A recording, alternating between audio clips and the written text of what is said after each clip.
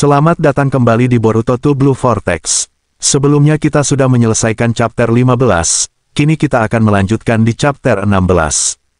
Kilas balik saat Boruto bertemu dengan Kashin Koji, rahasia dari lahirnya Hiraishin milik Boruto akhirnya terungkap. Ninjutsu ruang dan waktu, mampu memindahkan pengguna maupun target lainnya, ke berbagai tempat dalam sekejap. Sama seperti kemampuan terbang, ini adalah salah satu kemampuan dasar yang dimiliki Otsutsuki. Terlihat Boruto yang sedang duduk mendengarkan arahan dari Kashin Koji. Di masa lalu, kau telah memperlihatkan potensi kemampuan ini berkali-kali, namun semua kesempatan itu terjadi secara spontan, akibat faktor-faktor khusus yang tak bisa terulang, dapat disimpulkan bahwa, kau belum bisa mengendalikan kemampuan itu. Akan tetapi dalam waktu hampir 6 tahun, kau akan berhasil mengendalikan kemampuan itu. Dengan marking yaitu membubuhkan cakramu pada suatu benda, kau manfaatkan berbagai logam sebagai medium, untuk berpindah posisi ke berbagai tempat dalam sekejap. Kau memakai kemampuan itu sebagai ninjutsu untuk bergerak dengan bebas. Itulah Hiraishin no Jutsu, ucap Kashin Koji serius menatap Boruto. Nama yang sama dengan jurus keahlian kakekmu, Minato Namikaze Sang Hokage keempat, aku sendiri yang menamai jurus itu. Secara teknis keduanya tetaplah jurus yang berbeda, Hiraishin yang sesungguhnya tidak seperti yang kau gunakan. Di tengah usahamu dalam mempelajari teknik ninjutsu ruang dan waktu, kau justru mengembangkan Hiraishin imitasi, yang menghasilkan efek serupa aslinya dengan caramu sendiri, Kashin Koji menjelaskan. Mengembangkan?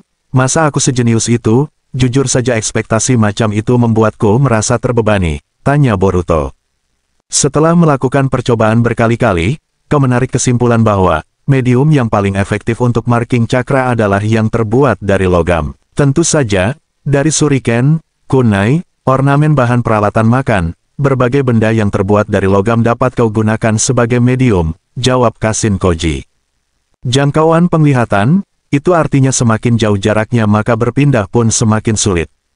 Sebagai contoh jika kau memakai dua shuriken sebagai medium, dan meletakkan masing-masing shuriken itu, pada suatu tempat di utara dan selatan. Kau bisa mendeteksi cakra dari masing-masing medium dan berpindah tempat, tapi ada satu masalah di antara kedua titik itu, bagaimana caranya agar kau bisa memastikan, titik mana yang akan menjadi tujuanmu. Kalau kau hanya memakai satu medium, hal ini tidak akan jadi masalah, tapi itu artinya kau tidak dapat memaksimalkan potensi kegunaan jurus ini. Saat itulah kau mencetuskan sebuah ide, yaitu dengan memakai simbol. Kau memakai logam dengan bentuk yang beraneka ragam sebagai medium, bentuk dari masing-masing logam itulah yang kau jadikan sebagai simbol. Dengan membayangkan simbol tertentu, meski koordinat yang kau tuju berada di luar pandanganmu, kau bisa berpindah secara akurat, Kashin Koji masih terus menjelaskan. Benar juga, dengan kata lain khusus untuk pindah ke titik yang jauh, aku cukup menyiapkan logam dengan berbagai bentuk, ucap Boruto. Benar, akan tetapi semakin jauh jaraknya ke titik yang kau tuju, semakin kuat pula konsentrasi yang dibutuhkan, jawab Kashin Koji. Intinya semakin jauh semakin sulit, aku harus banyak berlatih, gerutu Boruto. Dengar Boruto, saat ini teori dan pengetahuan yang seharusnya baru kau dapatkan, setelah memakan waktu beberapa tahun, memang bisa kau dapatkan dalam waktu beberapa menit saja. Tapi pengetahuan hanya sebatas informasi, jangan lupa bahwa untuk menguasai Hiraishin sepenuhnya, dibutuhkan ketekunan yang luar biasa dalam mempelajarinya, ucap Kashin Koji. Tak usah khawatir, aku akan terus berlatih, lagi pula masih banyak hal lain yang harus kulakukan. Kembali ke Boruto dan juga Kashin Koji di masa sekarang setelah pulang dari Konoha. Apa maksudnya? Kalau sudah tahu jalan menuju masa depan yang baik dan buruk, bukankah lebih baik kita beritahu yang lainnya juga, supaya mereka mau membantu, dengan begitu semua akan berjalan dengan lancar, ucap Boruto. Semakin banyak orang yang tahu, maka semakin besar pula kemungkinan masa depan akan berubah. Begitu mengetahui apa yang dapat terjadi di masa depan, kita tak akan bisa bersikap seperti sebelumnya. Hasilnya masa depan bisa mengalami percabangan yang kompleks, dan alurnya akan semakin sulit untuk diprediksi. Kalau itu terjadi, maka membaca situasi dengan Zippo pun, jadi tidak ada gunanya. Ingatlah bahwa mengetahui apa yang akan terjadi di masa depan, hal baik maupun buruk, dapat mengubah masa depan itu sendiri. Semakin banyak masa depan yang diketahui seseorang, maka akan semakin menyimpang pula dirinya dari garis takdir, ia akan menjadi eksistensi menyimpang yang mengusik stabilitas masa depan, yakni singularitas. Untuk menuju masa depan yang ideal, semakin sedikit yang tahu justru semakin baik. Tugas kita sebagai singularitas takdir adalah memandu orang-orang menuju masa depan yang lebih baik dari balik layar. Sama sepertiku, kau pun telah menjadi singularitas takdir, jawab Kashin Koji. Cepat atau lambat, itu juga berlaku untukmu yang telah menyaksikan informasi ini Eida, ucap Kashin Koji seakan-akan dia tahu bahwa Eida mengawasinya. Mendengar itu Eida yang dari tadi mengawasi Boruto dan Kashin Koji, terdiam dan memikirkan ucapan Kashin Koji.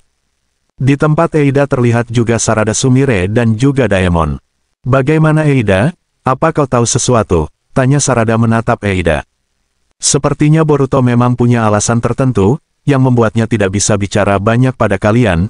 Kurasa dia berbuat begitu, agar kalian tidak perlu terlibat dalam bahaya, jawab Eida. Mungkin memang begitu, tapi dia selalu saja menanggung semuanya seorang diri. Konoha juga sama saja. Padahal sudah jelas Konoha dan Boruto punya musuh yang sama, tapi Konoha tetap menganggap Boruto sebagai musuh. Kalau begitu setidaknya kita harus membantu dia. Lalu sekarang Boruto ada di mana? Tanya Sarada lagi. Sarada, mungkin Boruto tidak ingin orang-orang tahu, meskipun kita secara terang-terangan membela Boruto, bisa dibilang kita sama sekali tidak tahu informasi tentang apapun tentangnya. Tapi kalau dipikir-pikir lagi, justru karena kita tidak tahu, makanya kita masih bisa bergerak dengan bebas di dalam desa, ucap Sumire. Menurutku saat ini yang harus menjadi prioritas kita, bukanlah mengejar Boruto, Sumire menambahkan. Tapi ketua kelas juga lihat sendiri kan, kalau tidak hati-hati nyawanya dalam bahaya, melawan musuh seperti mereka seorang diri, dia terlalu gegabah, jawab Sarada. Bagaimana kalau itu terjadi gara-gara kita ada di sana, tidakkah seharusnya kau coba paham sedikit, perasaan Boruto? Apa kau pikir dia memilih bungkam karena itu yang dia inginkan? Di dunia ini ada hal-hal yang tidak bisa kita bicarakan, meskipun kita sangat ingin membicarakannya, apa kau tidak pernah membayangkan betapa beratnya hal itu? Bukan hanya perasaan Boruto, tapi juga perasaanku. Kau sudah tahu kan, bahwa aku menyukai Boruto. Padahal kau tahu, tapi waktu itu kau malah memeluknya. Aku juga berusaha memahami perasaan Sarada. Karena situasinya seperti itu, wajar kalau Sarada berbuat begitu. Tapi Sarada sendiri bagaimana? Apa waktu itu sewaktu memeluknya di depan mataku, meski hanya sesaat, apa kau memikirkan perasaanku? Ucap Sumire sembari menundukkan kepalanya. Suasana jadi tegang begini, saking tidak enaknya aku tidak bisa berkutik sama sekali. Ini seru banget, ayo lanjutkan dong, gerutu Aida di dalam hatinya. Maaf ya, aku juga bingung. Kenapa aku jadi membicarakan hal seperti ini, padahal ini bukan saat yang tepat untuk membahasnya, ucap Sumire dan langsung pergi meninggalkan Sarada. Tunggu dulu, ketua kelas, teriak Sarada mengejar Sumire. Mau sampai kapan, kau memanggilku seperti itu, ucap Sumire lagi yang berlanjut meninggalkannya. Di tempat lain di ruangan ketua desa, sedang berbicara dengan seseorang melalui layar monitor. Apa maksudnya ini? Bukankah dia melakukan kontak berkali-kali dengan kalian? Bisa-bisanya kalian membiarkan buronan yang sudah ditangkap lolos begitu saja. Dia itu cuma ninja pelarian, kenapa tidak segera dihabisi saja, ucap orang itu yang bernama Daimyo. Kami mohon maaf yang sebesar-besarnya, Tuan Daimyo, ucap ketua desa. Cepat ringkus dia dan cabut nyawanya, kalau kalian tidak bisa, akan pertanggung jawab itu pada orang yang lebih pantas, jawab Tuan Daimyo. Anda tidak perlu khawatir, kami pasti akan menghabisinya. Sesuai keinginan Anda, jawab ketua desa. Kembali ke Eida yang mendapat panggilan Shikamaru melalui telepatinya.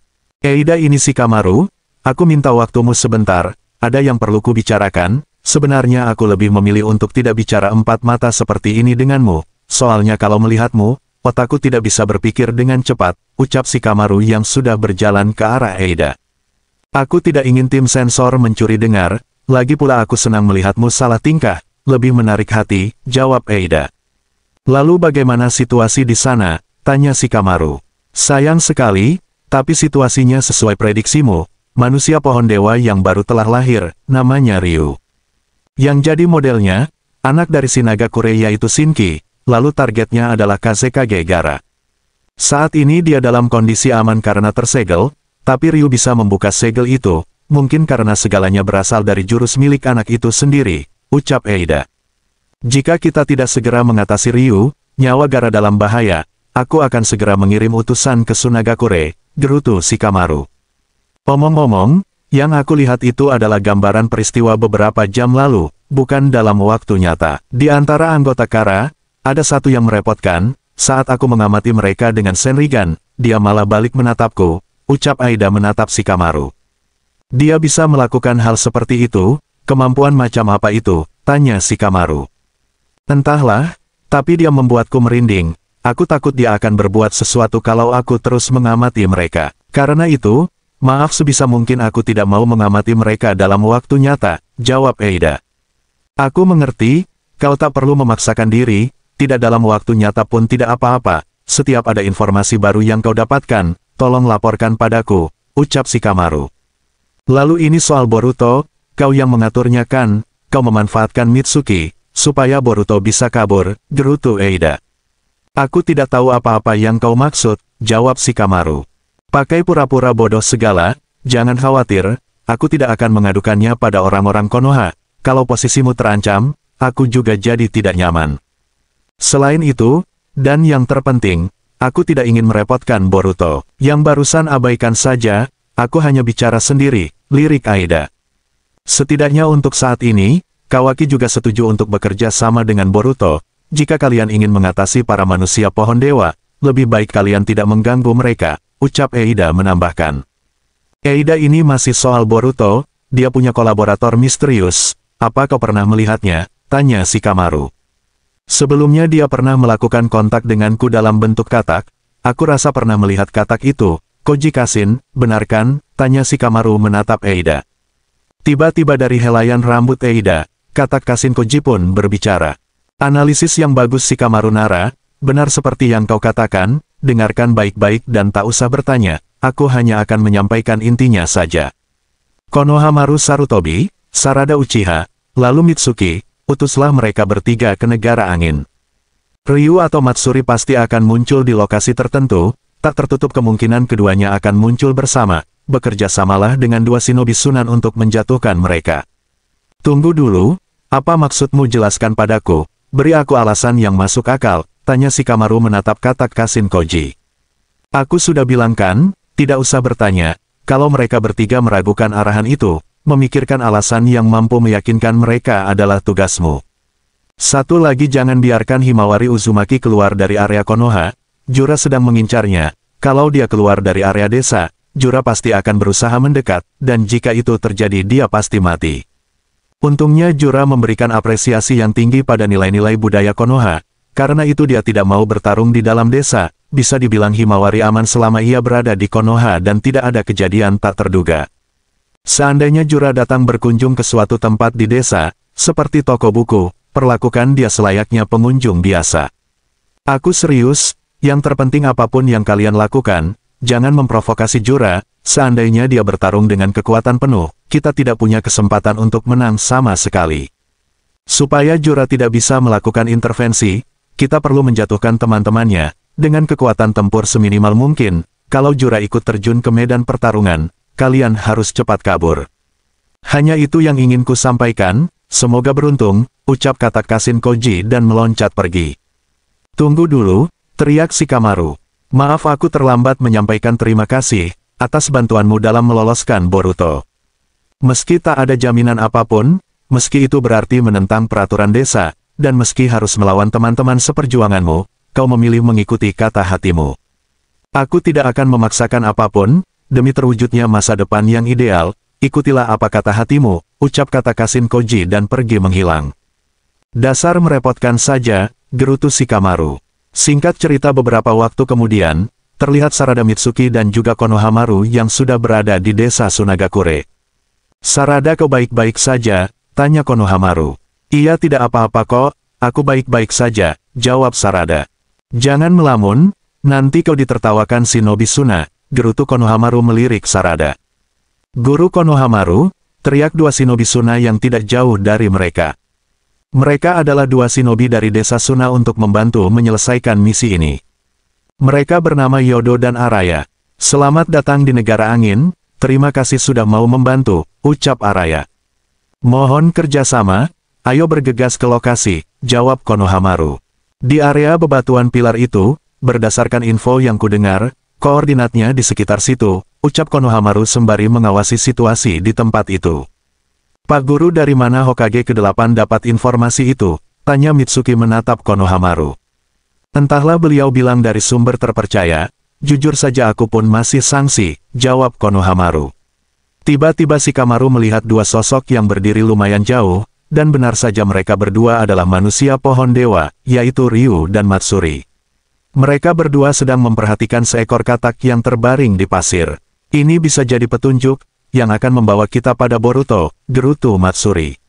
Dan chapter 16 pun selesai, nantikan kelanjutannya di chapter 17.